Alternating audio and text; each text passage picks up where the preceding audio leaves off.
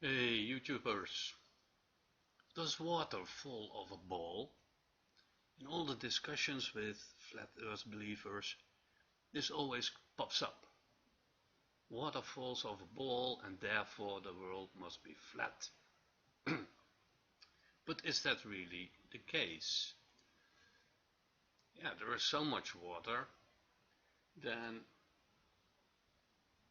yet these flat earth believers think water should fall off that ball, the one you see there.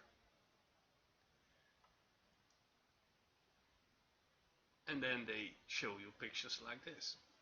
But is that really the case? According to flat earth believers and Dubai in his proof 195, he says that there is some magical magnetism of gravity, which is already wrong of course, that keeps everything stuck to the ball. And they claim, yes we claim, because it is so massive, by virtue of its mass it will create gravity to hold people, oceans tightly clung to the underside of that ball.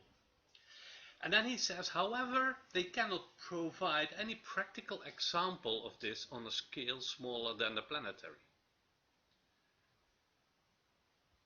And he continues, a wet spinning tennis ball, for instance, has the exact opposite effect of a supposed ball Earth. Any water poured over it simply falls off the sides.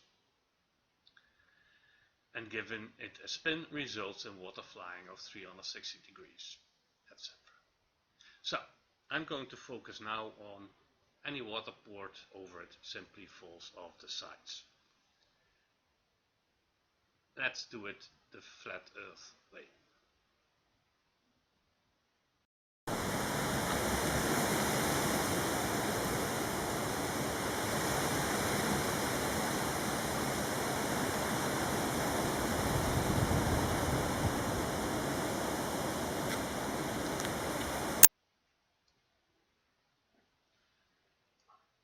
So, the water seems to pour off the ball.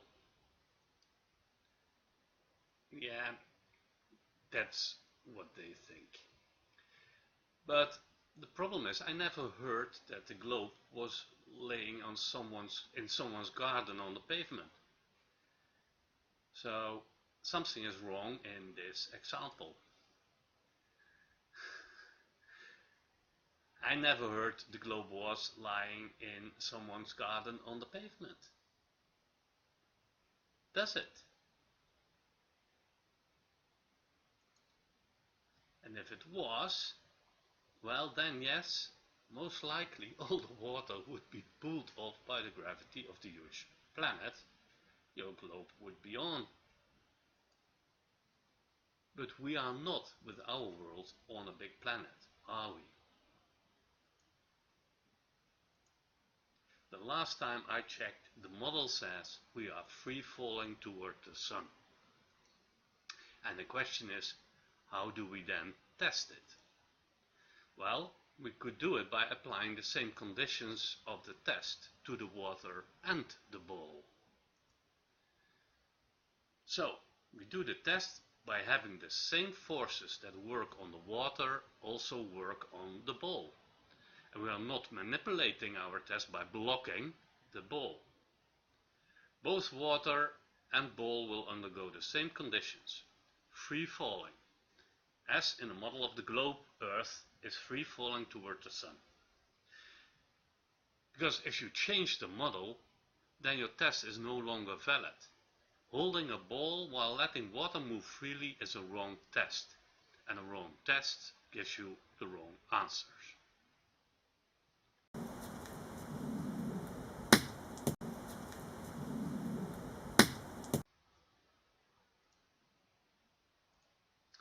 So, that went very fast, so let us look at the individual frames. The ball and water are falling. We see a little bit of water that stays behind, and the reason for that is very simple. It is the force by which a part of the water wants to cling around the ring that I had on the ball. But you see a nice bulge in the shape of the ring that was used. Now the ring becomes visible and we still see it nicely there. It doesn't level out as flat earthers believe. Water levels out. Also, the density of the water is higher than of the ball, so they should switch places. They don't do that as well. The water remains beautiful on top of the ball and does not fall off.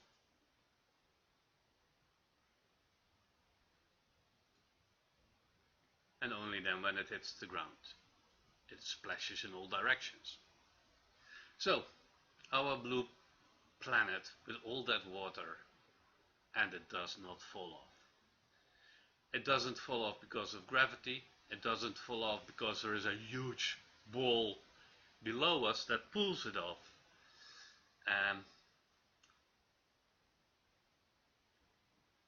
And even if, let's say, the gravity would be less, then it still wouldn't fall off because the globe and the water on it are both free falling toward the sun, and therefore they will stick together. So, hope you liked it.